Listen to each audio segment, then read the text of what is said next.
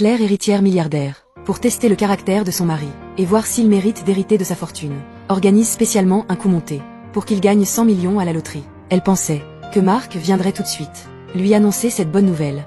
Mais face aux médias, Marc est très paniqué, et leur demande de ne rien dire à Claire. Claire est complètement choquée. Elle n'aurait jamais imaginé que Marc choisirait de garder tout l'argent pour lui. Son amie Émilie ne manque pas de l'encourager à couper les ponts avec Marc au plus vite, affirmant que les hommes changent quand ils ont de l'argent, et qu'ils pourraient faire pire plus tard. Émilie a toujours méprisé les origines modestes de Marc, pensant qu'il ne mérite pas Claire. Alors elle continue à lui laver le cerveau, disant que tous les hommes sont pareils. Une fois riches, ils n'apportent pas de surprise, seulement des frayeurs. Puis elle donne l'exemple d'un couple qui avait gagné à la loterie il y a quelques années, disant que ce couple, une fois rentré chez eux, s'était empoisonné mutuellement pour l'argent, et qu'elle ferait mieux de faire attention à ce que Marc lui donne à manger. Claire ne veut pas croire que son mari depuis 7 ans puisse changer, mais elle reste sur ses gardes.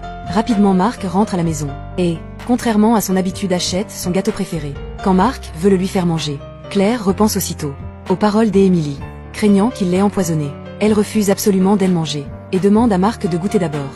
Marc prend donc une petite bouchée. Voyant que Marc va bien après avoir mangé, elle ose en prendre. Mais après avoir mordu, elle sent quelque chose dans sa bouche. En le sortant, c'est une bague en diamant. Marc lui dit que ses années de vie difficiles ont été dures pour elle.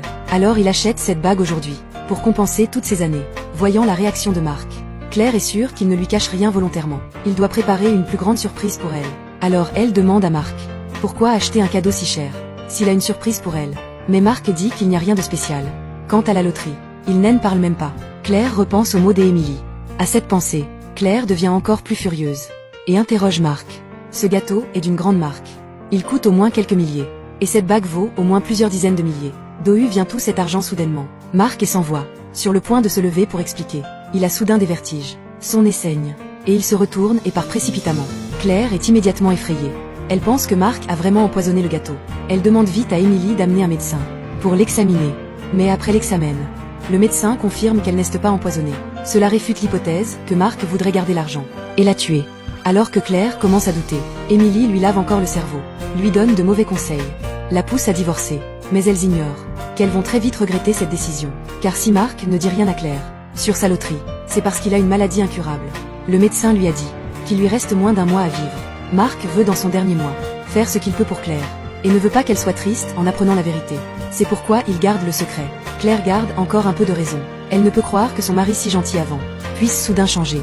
Mais Émilie continue à la manipuler, disant que les hommes sont doués pour jouer la comédie, qu'ils sont hypocrites et fourbes, capables de tout face à l'argent. Mais Claire ne la croit pas. Voyant cela, Émilie propose immédiatement un deuxième test pour Marc. Cette fois, elle utilisera la séduction, car les héros ne résistent pas aux belles femmes. C'est le point faible de tous les hommes. De son côté, Marc ne se doute de rien.